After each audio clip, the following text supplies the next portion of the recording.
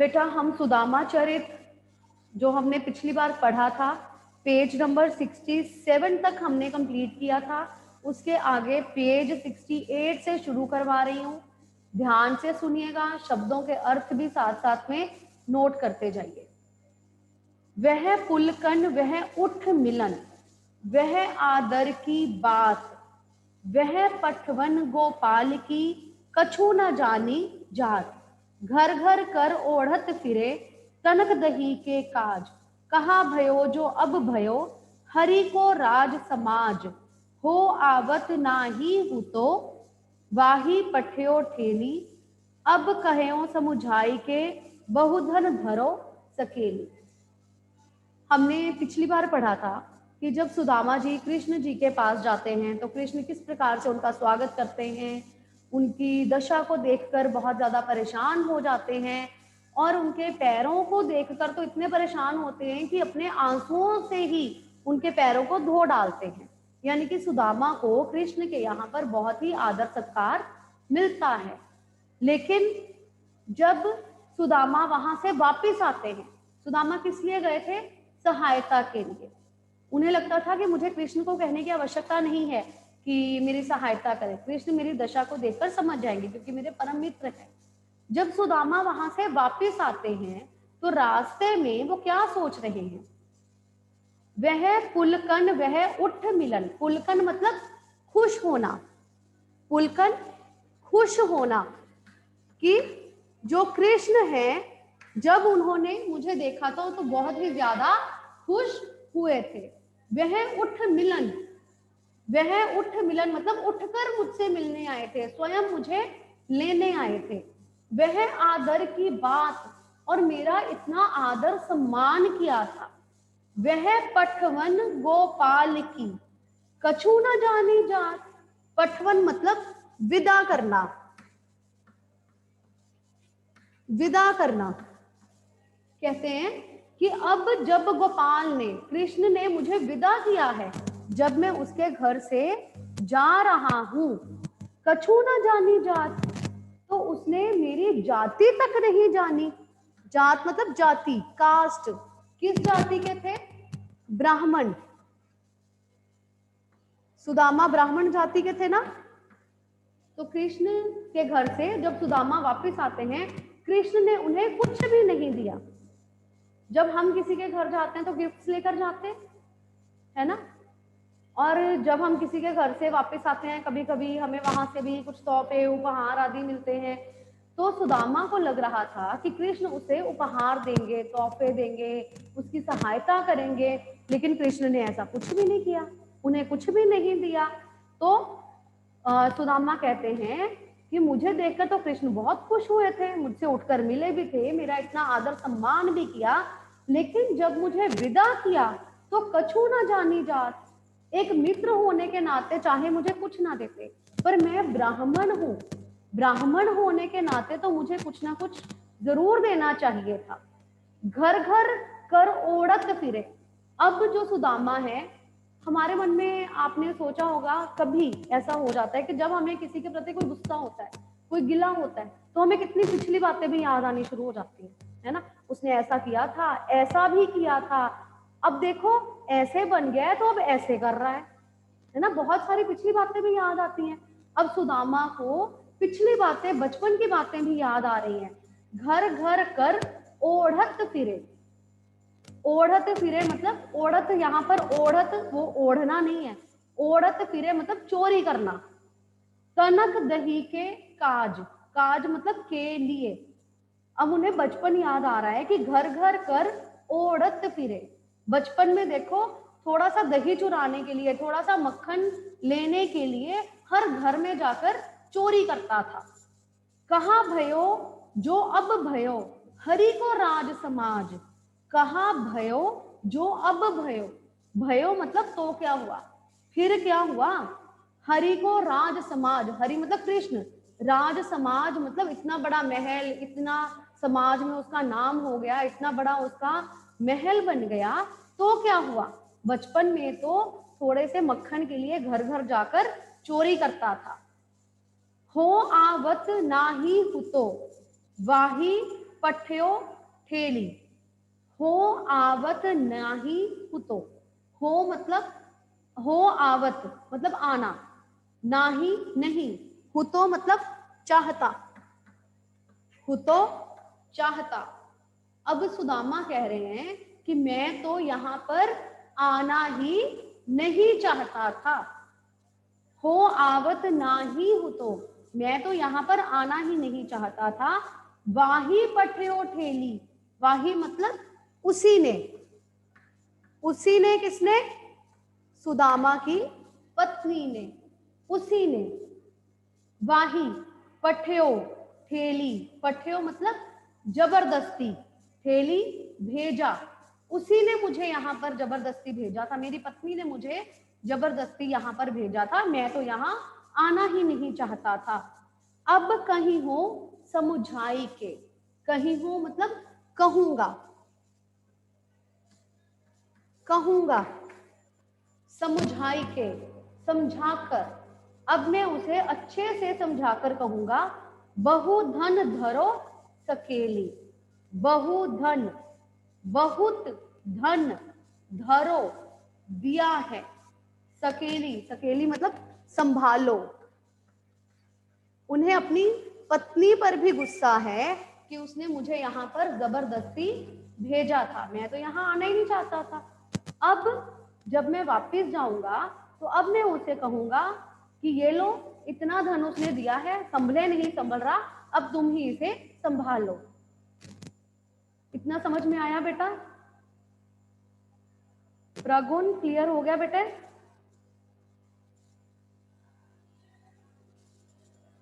अश्मित बेटा क्लियर हो गया?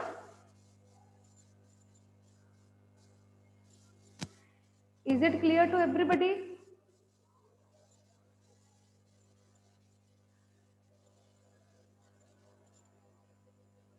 ओके फाइन, चलो आगे चलते हैं।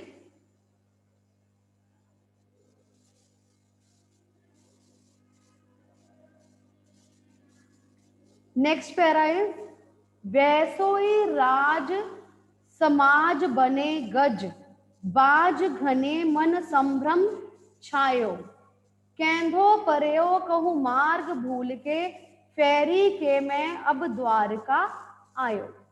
अब उस समय का वर्णन है जब जो सुदामा हैं अपने गांव वापस आते हैं। जब अपने गांव वापस आते हैं तो उन्हें अपनी झोंपड़ी नहीं मिल रही, इसमें उस समय का वर्णन है। वैसोई राज समाज बने, वैसोई मतलब वैसा ही, वैसोई वैसा ही, राज समाज बने, राज समाज बने मतलब वैसा ही घर बार बन गया, वैसा ही महल बन गया। गज बाज, गज मतलब हाथी, बाज मतलब घोड़े, घने, घने मतलब बहुत ज्यादा, मन, संभ्रम, संभ्रम मतलब शंका, शंका, छायो, संभ्रम छायो, छायो मतलब छा गई।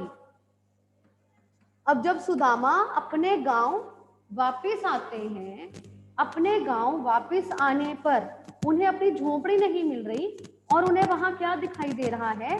वैसोई राज समाज बने, वैसा ही महल बन चुका है, वैसी ही जगह बन चुकी है, जैसा वहां पर महल था बिल्कुल वैसा ही महल दिखाई दे रहा है। गज बाज घने, वैसे ही बहुत ज्यादा हाथी घोड़े खड़े हैं। मन संभ्रम छायो, और सुदामा के मन में यह शंका छा गई। कैंधो परयो कहूँ मार्ग भूल के, फेरी के मैं अब द्वारिका आयो। कैंधो, कैंधो मतलब कहीं, कहीं, कैंधो परयो कहूँ मार्ग भूल के, कहूँ कोई, मार्ग मतलब मार्ग, रास्ता, भूल के मतलब भूल के, फेरी, फेरी मतलब फिर से, फिर से। मैं अब द्वारका आयो, उन्हें लगता है कि शायद मैं रास्ता भूल गया हूं और मैं दोबारा से द्वारका में ही आ गया हूं, क्योंकि उन्हें अपनी झोपड़ी नहीं मिली। बिल्कुल वैसा ही महल बना हुआ है, वैसा ही एक शहर बन चुका है और वहां पर बहुत ही हाथी घोड़े खड़े हैं और उनके मन में यह शंका आ गई कि कहीं मैं रास्ता भूलकर दोबारा से द्वारका में तो नहीं आ गया। भौन बिलो किबे को मन लोचत, सोचत ही सब गांव मंझायो। भौन बिलो किबे, भौन मतलब भवन, इस तरह के भवन देखकर उनका मन ललचाने लगा, या आप कह सकते हैं कि उनका मन परेशान हो गया। उन्हें समझ में नहीं आ रहा था वो भवन देखकर कि मैं कहाँ आ गया हूँ। सोचत ही सब गांव मझायो, मझायो मतलब घूम लेना। यही सोचते सोचते उन्होंने सारा गांव घूम लिया। पूछत पांडे फिर सब सो, पूछत मतलब पूछ रहे हैं, पांडे मतलब ब्राह्मण। सुदामा के लिए पांडे शब्द का प्रयोग हुआ है क्योंकि वह ब्राह्मण थे। पूछत पांडे फिरे, फिर रहे हैं, सब सो सब से, वह ब्राह्मण सब से पूछता फिर रहा है। पर झोंपड़ी, झोंपड़ी मतलब झोंपड़ी को, कहूं, कहूं मतलब कहीं भी, खोज ना पायो, ढूंढ नहीं पाए। सबसे पूछते फिर रहे थे कि मेरी झोंपड़ी कहाँ है, मेरा घर कहाँ है, लेकिन उन्हें अपना घर या अपनी झोंपड़ी कहीं भी नहीं मिली। ऊपर वाले पैराग्राफ में हमने पढ़ा था कि उन्हें कृष्ण से बहुत ज्यादा गुस्सा है, कृष्ण ने उन्हें विदाई के समय कुछ भी नहीं दिया और उनके बारे में सोचते आ रहे थे। और उसके बाद जब वो अपने गांव में पहुंचे तो उन्हें बिल्कुल वैसा ही सब कुछ नजारा नजर आया और उन्हें अपनी झोंपड़ी भी नहीं मिली। उसके बाद आगे है, कै वह टूटी सी छानी हती। कै वह, कै मतलब कहां, कै कहां,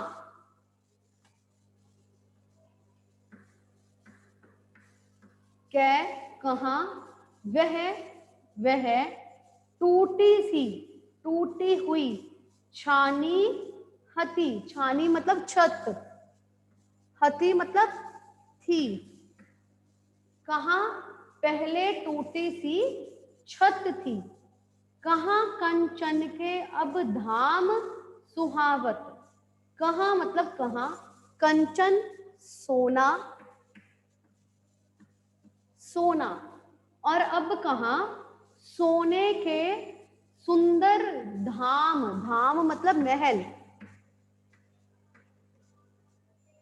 सुहावत सुंदर लगना, सुहावत सुंदर, और कहां अब सुंदर महल है।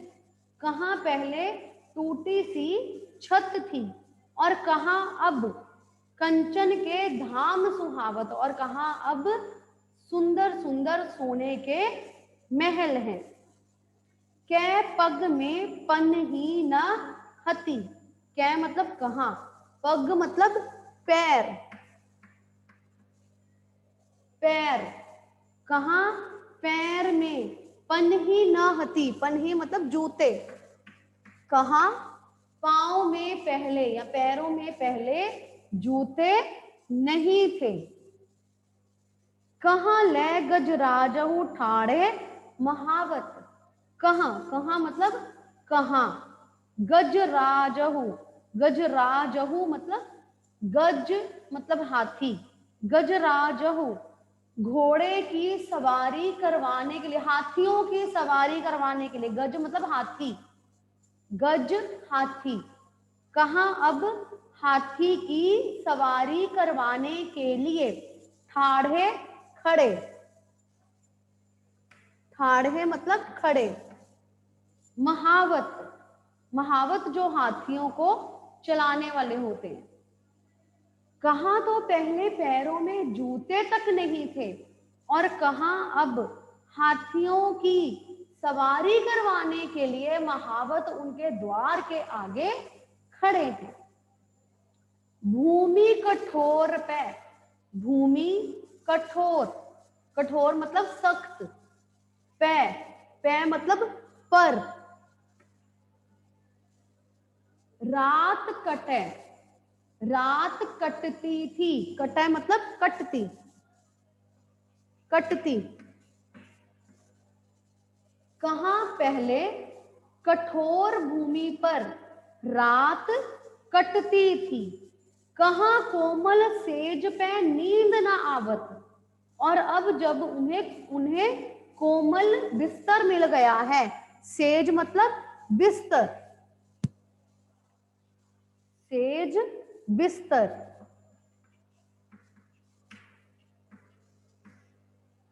कहाँ तो पहले कठोर भूमि पर, कठोर जमीन पर रात बितानी पड़ती थी और कहाँ अब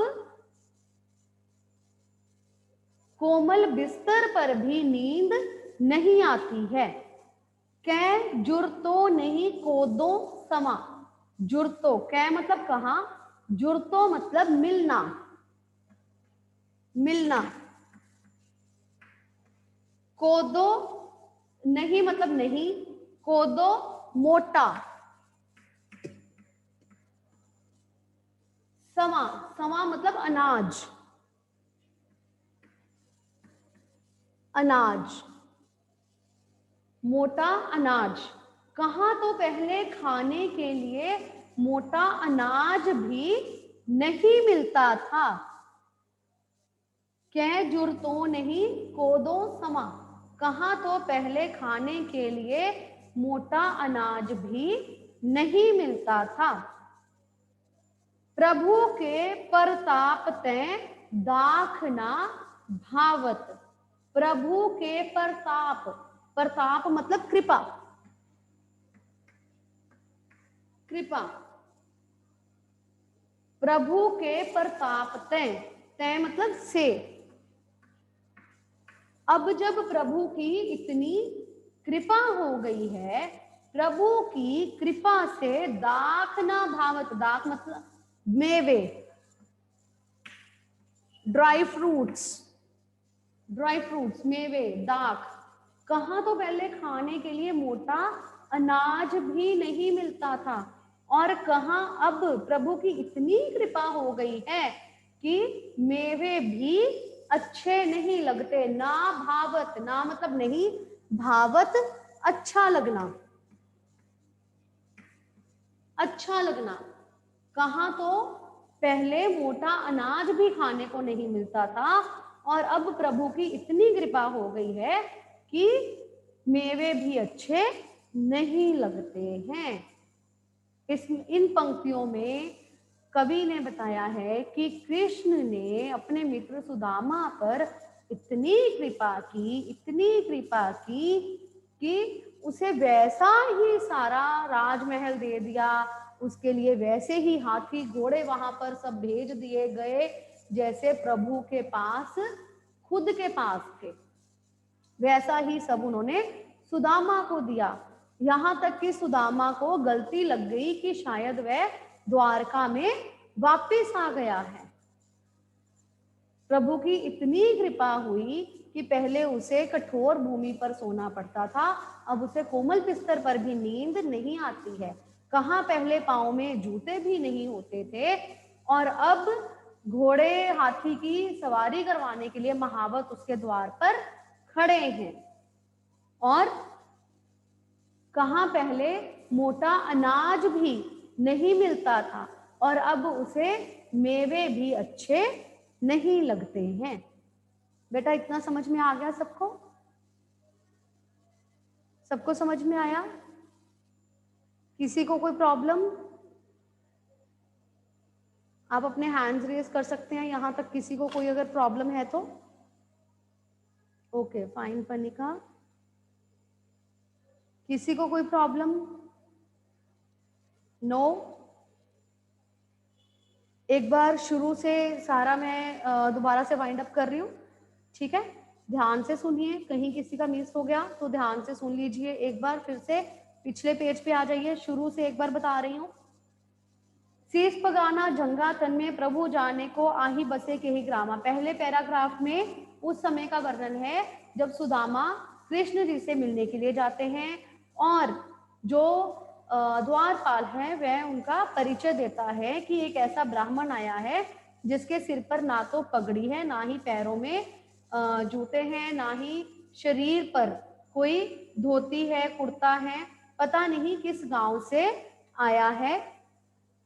उसके बाद उसकी धोती फटी हुई है, पैरों में जूते नहीं हैं, एक दुर्बल सा ब्राह्मण है और इस राजमहल को देखकर चकित हो रहा है और दीन दयाल का घर पूछ रहा है और अपना नाम सुदामा बता रहा है।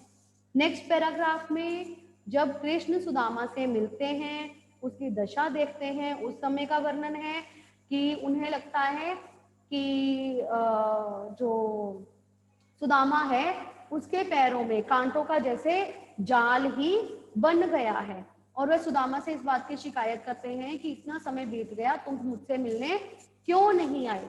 और सुदामा की ऐसी दशा देखकर दीनदयाल इतना रोए कि अपने आंसुओं से ही उसके पैरों को धो डाला और जो पानी मंगवाया गया था पांव धोने के लिए उसकी आवश्यकता ही नहीं पड़ी। उसके बाद अगले पैराग्राफ में कृष्ण सुदामा से शिकायत कर रहे हैं कि सुदामा की पत्नी यानी कृष्ण की भाभी ने उनके लिए जो उपहार भेजा है, जो चावलों की पोटली भेजी है, सुदामा कृष्ण को वह नहीं दे रहे और उसे याद दिलाते हैं कि बचपन में भी तुम इसी प्रकार से चोरी कर लिया करते थे, अब भी तुम उसी प्रकार से चोरी कर रहे हो और मुझे वे चावल नहीं दे रहे हो। और उसे कहते हैं कि बचपन में भी तुम चोरी करने में बहुत कुशल थे और अब भी वैसा ही स्वभाव है। उसके बाद हमने पढ़ा कि जब सुदामा कृष्ण के यहाँ से विदा होकर जाते हैं तो कृष्ण उन्हें कोई उपहार आदि उनके हाथ में नहीं देते हैं, जिससे सुदामा बहुत ही निराश होते हैं और उन बातों को याद करते हैं कि किस प्रकार से कृष्ण ने उनका स्वागत किया, उनसे उठकर मिले, उनका इतना आदर किया, लेकिन उन्हें लगता है कि कृष्ण ने उन्हें विदाई के समय कुछ नहीं दिया, यहाँ तक कि ब्राह्मण होने के नाते भी उन्हें कुछ नहीं दिया। फिर उन्हें बचपन की बातें याद आती हैं और कहते हैं कि कृष्ण बचपन में घर घर जाकर थोड़ा सा मक्खन लेने के लिए भी हर घर में चोरी करता फिरता था, अब अगर इतना बड़ा राजा बन गया है तो क्या हुआ और उसे मुझे कुछ ना कुछ जरूर देना चाहिए था। फिर वह अपनी पत्नी पर भी थोड़ा सा गुस्सा करते हैं कि उसी ने मुझे यहाँ पर जबरदस्ती भेजा था, मैं तो आना ही नहीं चाहता था, अब उसे मैं कहूंगा कि कृष्ण ने तो बहुत धन दे दिया, तुम इसे संभालो। अगले पैराग्राफ में हम देखते हैं कि जब सुदामा वापिस आते हैं तो उन्हें अपना घर नहीं मिलता, अपनी झोंपड़ी उन्हें नहीं मिलती है और उन्हें ऐसा महसूस होता है कि शायद वे रास्ता भूल गए थे और वापिस द्वारका ही पहुंच गए हैं। सब लोगों से अपना घर पूछते हैं लेकिन उन्हें अपना घर नहीं मिलता। नेक्स्ट पैराग्राफ में हमने पढ़ा कि कृष्ण की सुदामा पर इतनी कृपा हुई कि कहाँ पहले सुदामा की झोंपड़ी की छत फटी हुई थी, लेकिन अब उस जगह पर सोने का बहुत ही सुंदर महल बन गया। कहाँ पहले उनके पास पैरों में पहनने के लिए जूते नहीं थे, लेकिन अब उनके महल के बाहर महावत उन्हें हाथियों की सवारी करवाने के लिए खड़े हैं। कहाँ पहले उनकी रात कठोर जमीन पर बीतती थी और कहाँ अब कोमल बिस्तर पर उन्हें नींद नहीं आती और कहाँ पहले तो उन्हें खाने के लिए मोटा अनाज भी नहीं मिलता था और अब प्रभु की कृपा से उन्हें स्वादिष्ट व्यंजन या मेवे भी पसंद नहीं। समझ में आया बेटा? चलें आगे, क्वेश्चन आंसर्स डिस्कस करते हैं अब, ठीक है? चलिए पेज नंबर 68 पर ही बेटा पहला प्रश्न है, सुदामा की दीन दशा देखकर श्री कृष्ण की क्या मनोदशा हुई?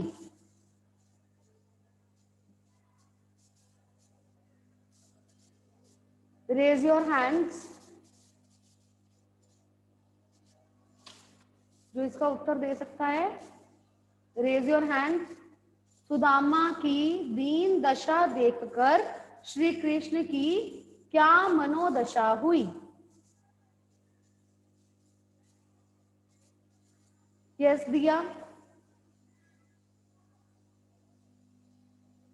Yes ma'am. जब सुदामा श्री कृष्ण के महल में पहुंचे तो उनकी हालत बहुत खराब थी। उनके कपड़े फटे हुए थे, उनके पांव में जूते नहीं थे और गरीबी के कारण वह बहुत कमजोर हो गए थे। उनकी ऐसी बुरी दशा देखकर श्री कृष्ण दुखी हो गए। दुख के कारण श्री कृष्ण की आंखों में आंसू बहने लगे। उन्होंने सुदामा के पैरों को धोने के लिए परात में पानी मंगवाया, परंतु उनकी आंखों से इतने आंसू बहे कि उन्होंने आंसुओं से ही सुदामा के पैर धुल गए। Very good. कोई और बताना चाहेगा इसका आंसर? हाँ जी लवलीना। Yes ma'am. सुदामा की दीन दशा बहुत ही बुरी थी। उनकी धोती भी फटी हुई थी और पैरों में जूते भी नहीं थे। ये देखकर दीनदयाल बहुत बहुत ही दुखी हो गए और उनके आंखों से आंसू आने लगे और उनकी आंखों से इतने आंसू आए कि उन्होंने सुदामा के पैर अपने आंसू से ही धो डाले और परात को छुआ तक नहीं। Very good, fine. एक चीज बेटे जो मैंने बतानी है, शब्द है दीन दशा।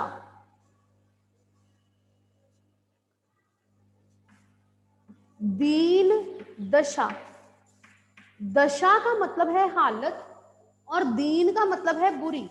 आप इसे ये नहीं कहेंगे कि दीन दशा बहुत बुरी थी, ये नहीं कहेंगे, क्योंकि दीन दशा का ही मतलब है बुरी दशा। ठीक है? सुदामा दीन दशा में थे, ऐसे आप लिख सकते हैं। ठीक है? या सुदामा की दशा बहुत बुरी थी, दीन दशा बहुत बुरी थी ये नहीं लिखेंगे। ठीक है? सुदामा की दीन दशा देखकर श्री कृष्ण को बहुत ही दुख हुआ। वे इतने दुख में चले गए कि स्वयं ही रो पड़े और सुदामा के पांव धुलाने के लिए परात में जो पानी मंगवाया गया था उसकी तो आवश्यकता ही नहीं पड़ी, बल्कि कृष्ण के आंसुओं से ही उनके पांव धुल गए। ठीक है? नेक्स्ट क्वेश्चन इज, पानी परात को हाथ छोड़ ही नैनन के पग सो जल सो पग धोए। पंक्ति में वर्णित भाव का वर्णन अपने शब्दों में कीजिए। इस पंक्ति का क्या अर्थ है? हाँ जी धीरेन, इस पंक्ति का क्या अर्थ है बेटा? इस पंक्ति से ये अर्थ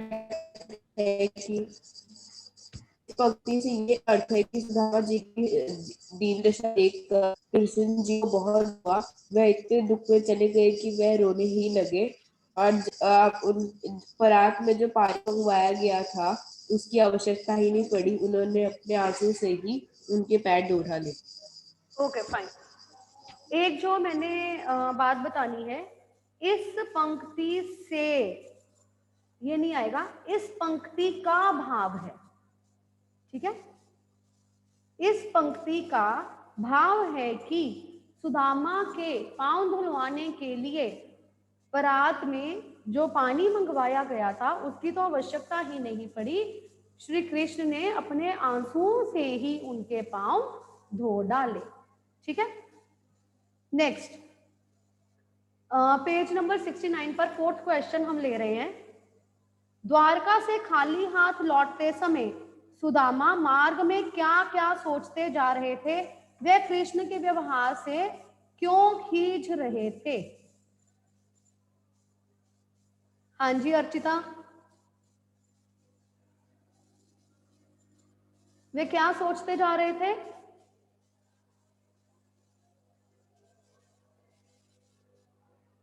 Archita, can you listen me? Okay, हाँ जी पनिका, पनिका बोलिए बेटे। Yes ma'am.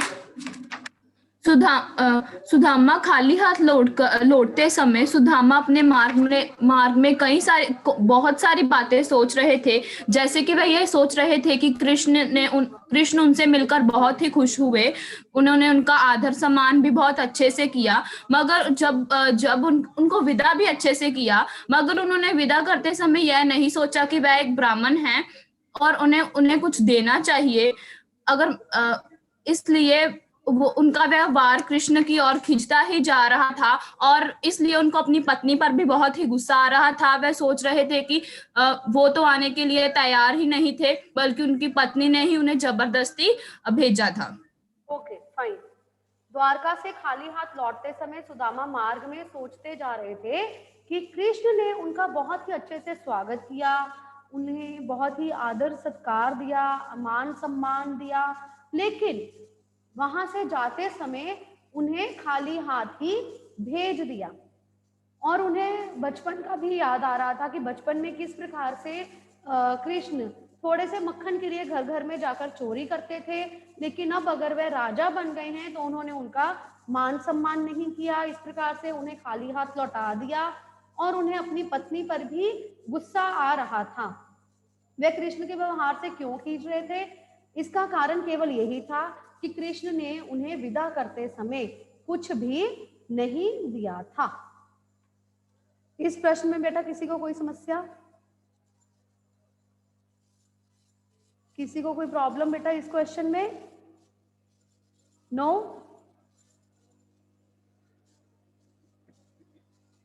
हाँ जी धीरेन बोलिए बेटा। मैम बचपन की बातों में माखन की स्पेलिंग क्या है? किसके बेटे? आपकी आवाज क्लियर नहीं, किसके स्पेलिंग? माखन के। बातों माखन के। बातों माखन के। माखन। माखन मैम माखन के। माखन। ओके ओके, आप लोगों ने बेटा ये क्वेश्चंस अपनी कॉपी में करने हैं, ठीक है, और कॉपीज कंप्लीट करनी है और आप कॉपीज कंप्लीट करके भेजेंगे, ठीक है। इसमें से एक